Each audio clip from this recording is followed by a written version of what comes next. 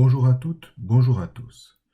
Aujourd'hui, je vais vous présenter un petit tuto qui vous permettra de configurer votre client Windows pour qu'il puisse obtenir automatiquement des adresses IP et les informations de configuration de sa carte réseau depuis un serveur DHCP.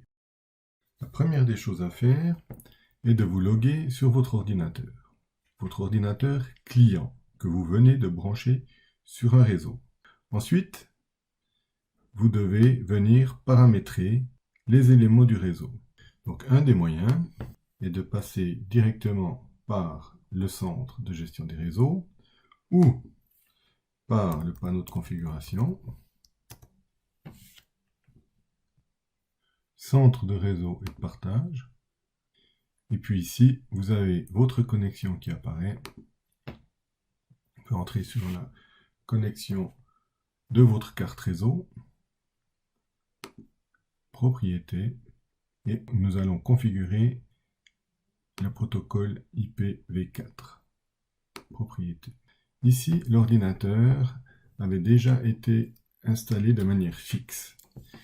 Si votre ordinateur client vient d'être installé, il sera réglé sur obtenir une adresse IP automatiquement. Et pour autant que votre serveur DHCP soit configuré juste, c'est-à-dire qu'une option de DNS soit spécifiée dedans, vous pouvez aussi lui demander d'obtenir une adresse DNS automatiquement. Avec ces deux paramètres cochés ici, votre ordinateur au démarrage fera la demande à un serveur DHCP existant sur votre réseau pour obtenir automatiquement les paramètres qu'il lui faut pour fonctionner sur le réseau. On peut tester les choses comme ceci. OK. Hein. On ferme les différents éléments. On ferme notre configuration. Normalement, a priori, il n'y a pas besoin de faire de redémarrage. Donc on peut simplement venir voir en ligne de commande de la petite fenêtre de ligne de commande avec les fonctions habituelles pour consulter la configuration du réseau. Premièrement, un simple ipconfig sur lequel on voit directement qu'une adresse IP a été fournie, 192.168.1.100, qui est l'adresse de départ de l'étendue du serveur DHCP, c'est-à-dire le point de départ des adresses qu'il va fournir automatiquement. On avait défini ces étendues sur le serveur de 100 à 200. Ici, il a pris la première. Il aurait pu en prendre une autre, a priori, mais il nous fournit la première. On a bien sûr le masque de sous-réseau qui apparaît, lui aussi issu de notre serveur DHCP. Et puis, on a la passerelle par défaut, l'option routeur qu'on a définie sur le DHCP et qui apparaît aussi en automatique. Si on veut en savoir un peu plus, on peut faire ipconfig/all. Et ici, on aperçoit les choses suivantes. Donc, notre IP est là, tout est là. La passerelle par défaut est ici. On voit que nous avons bien un serveur DHCP qui a été reconnu, identifié.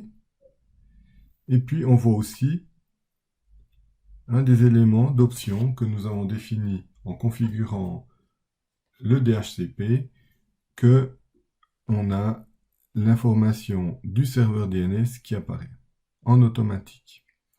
Donc, notre configuration réseau est entièrement décrite automatiquement. Ça, c'est pour la partie cliente. Si on vient voir maintenant sur la partie serveur, ce qui s'est passé, donc vous pouvez venir sur le serveur qui héberge le service DHCP. Vous pouvez venir sur le menu des outils.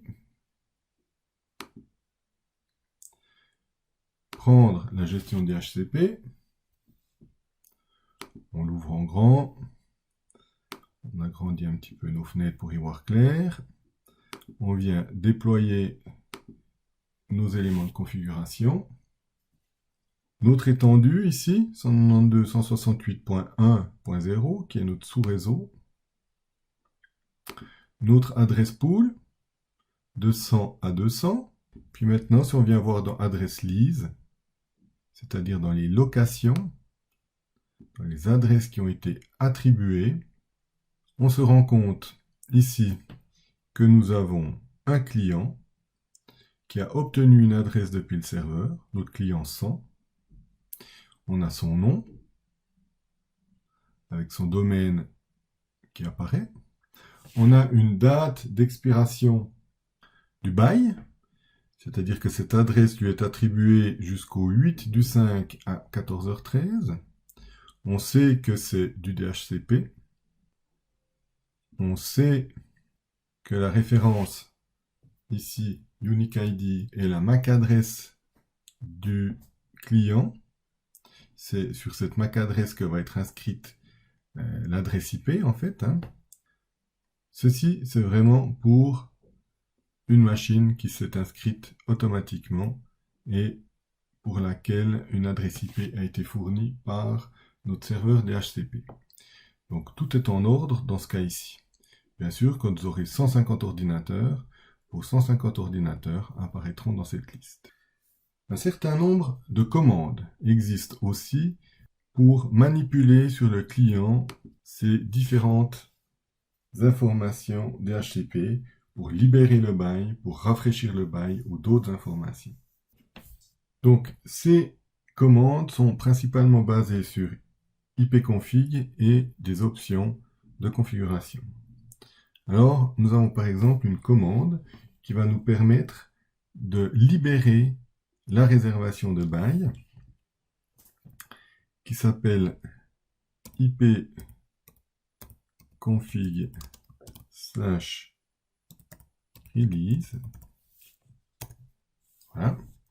Une fois qu'on a fait ça, on voit qu'on n'a plus de paramètres. Donc si je refais pour contrôler un ipconfig/all, on va se rendre compte que j'ai une adresse IP 169.254 qui est, vous vous en souvenez peut-être, une adresse APIPA, c'est-à-dire une adresse choisie au hasard par le client lorsqu'il n'a pas la possibilité d'appeler un DHCP. Et bien sûr qu'il n'a pas d'adresse IP fixe. Masque de sous-réseau est paumé, plus de passerelle, plus de serveur, plus de DHCP. Ensuite, on a une autre commande qui existe, qui s'appelle ipconfig/renew, qui a, elle, pour but de remettre à jour la connexion DHCP, de redemander un bail, même si une IP est déjà attribuée. On voit tout de suite qu'effectivement, notre machine a récupéré une adresse IP, qu'elle a son sous-réseau qui est en ordre, sa passerelle par défaut qui est en ordre. Si on veut en savoir plus, ipconfig/all. Et là, on voit que notre adresse effectivement est présente, que notre masque est en ordre, que notre passerelle est en ordre, que notre serveur DHCP est défini et que celui-ci a attribué une option de serveur DNS. Ainsi, on est sûr que tout est fonctionnel. Si on veut vraiment tester que tout est bien en ordre jusqu'au dernier détail, on peut revenir sur notre serveur, fermer nos différentes fenêtres qui ne nous servent plus à rien, ouvrir une ligne de commande et faire un simple test. Ping 192.168.1.100. Et voilà. On voit bien qu'il y a une réponse avec un temps de réponse, que tous les paquets envoyés sont reçus, donc tout est en ordre. J'espère que ce petit tuto vous aura aidé à installer sans problème votre client afin qu'il obtienne automatiquement une adresse IP depuis un serveur DHCP installé sur son réseau. Au revoir.